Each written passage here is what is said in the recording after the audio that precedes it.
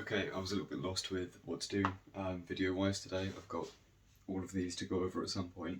I've also redone the display, which was pointless because I leave in a couple of weeks. But today's video is going to be just a little custom Marvel Legends, the Gamerverse Iron Man.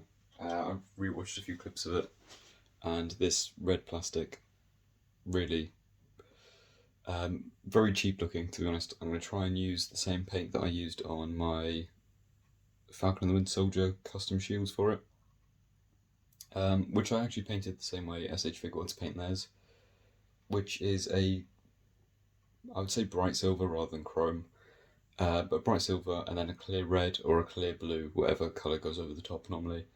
That's exactly how they paint their Iron Man figures or anything that's like armour like this. So I'll be covering over all the gold, because I'm quite happy with the way the gold looks, and the blue and the gunmetal and any areas that are silver. I quite like those as they are. I'm going to use some sellotape because I could use masking tape, but because of the weird angles and everything, and the fact that this isn't paint that will flake off, I can use a stronger thing like sellotape and it will hold better rather than masking tape that might flake off, and I'll end up losing that nice crisp edge that we've got from the factory finish. So what I'll end up doing is obviously sellotape over all of these bits, all of the gunmetal. There's not a whole lot up the back, I don't think. No. So it's mainly just going to be these kind of areas here, like these panels, all the gold panels. I'll try and fix this at some point. You can also see if I get this off. I did break this figure at some point.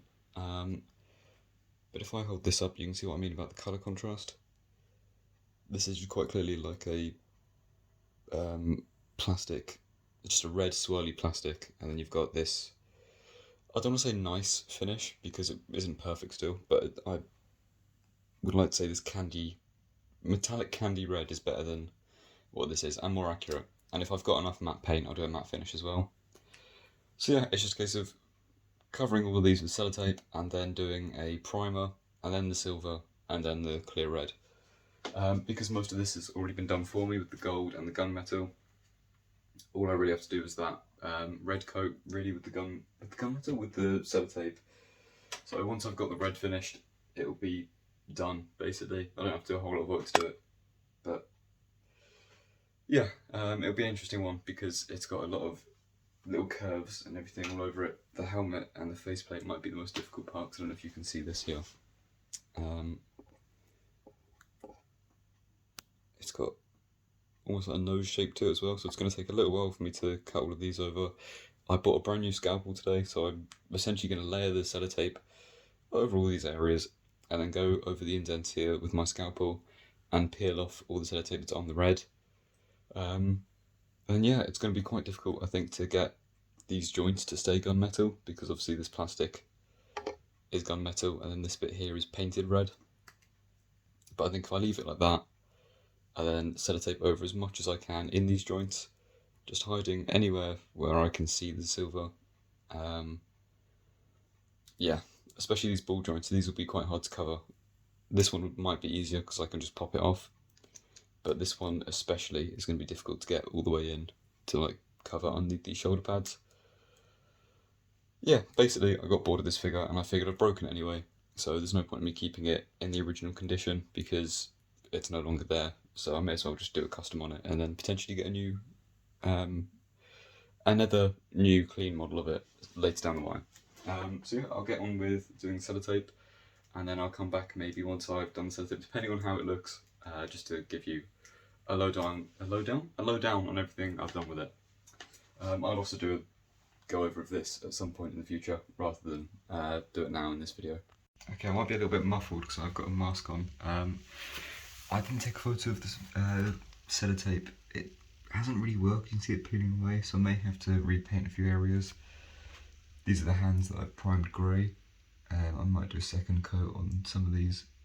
Actually, I probably should do a second coat on most of them because you can still see the red coming through. This one's fine. And once you've done like a grey primer coat, you can usually see all the detail that gets missed by what is essentially a sloppy paint job.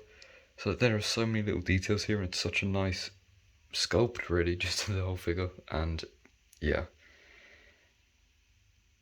Hasbro didn't really do the sculpt justice. This is one of their older figures, to be fair.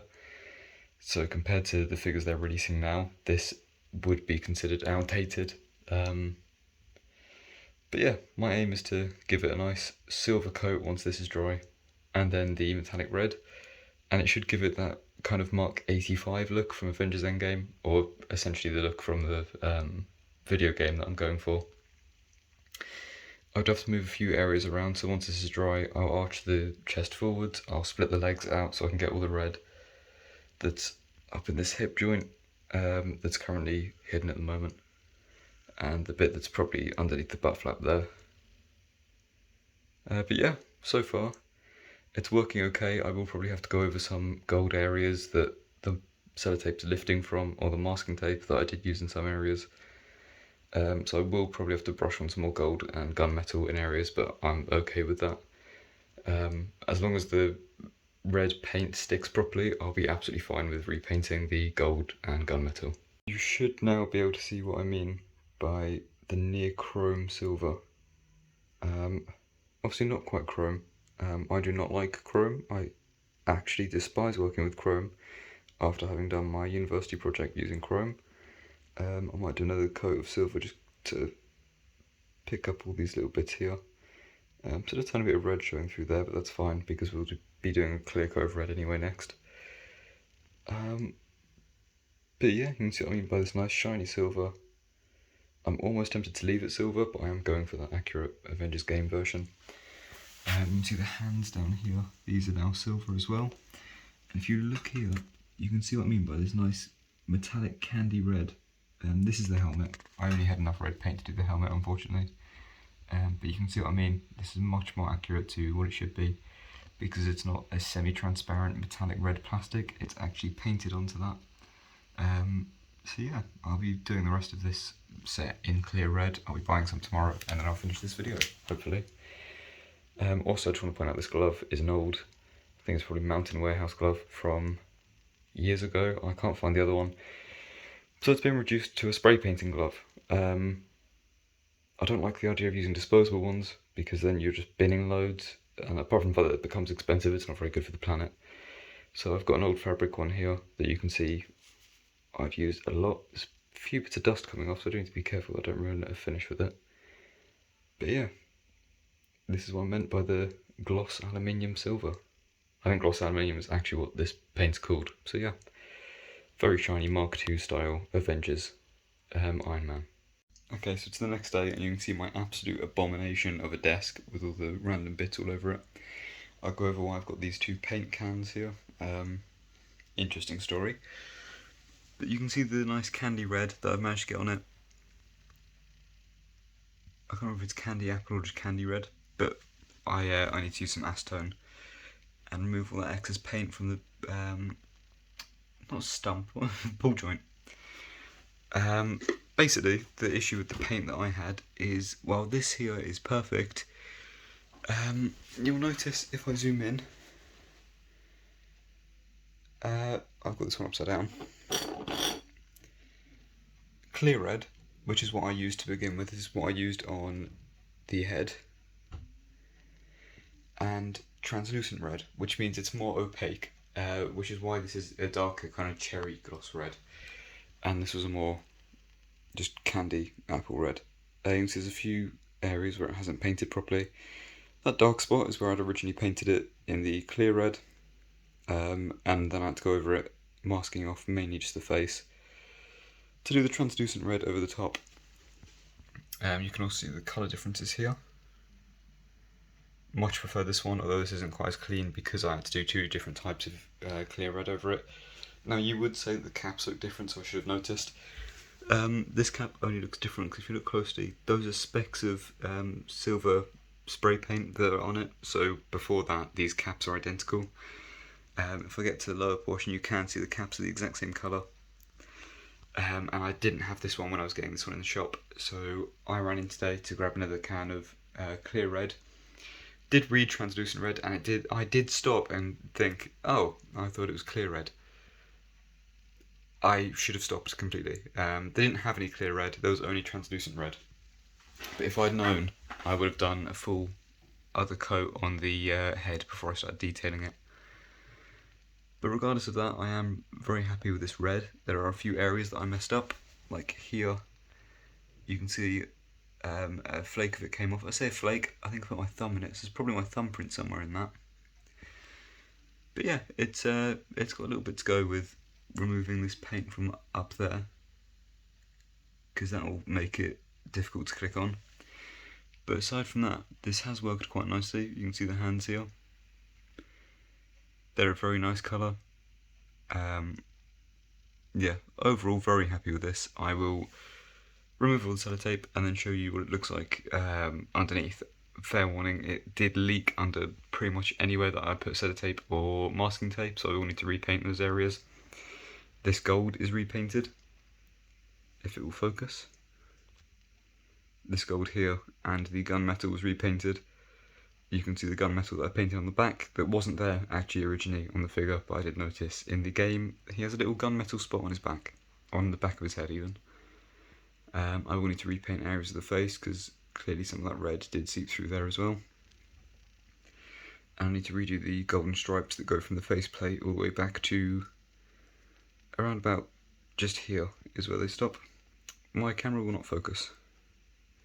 Come on. There we go. You can kind of see the impression of where the gold paint originally was as well, just under there. So yeah, I'll take the tape off of the body and show you what damage is caused, basically. Okay, I'm going to go to sleep very shortly because it is, I don't even know what time it is, but it's very late at night.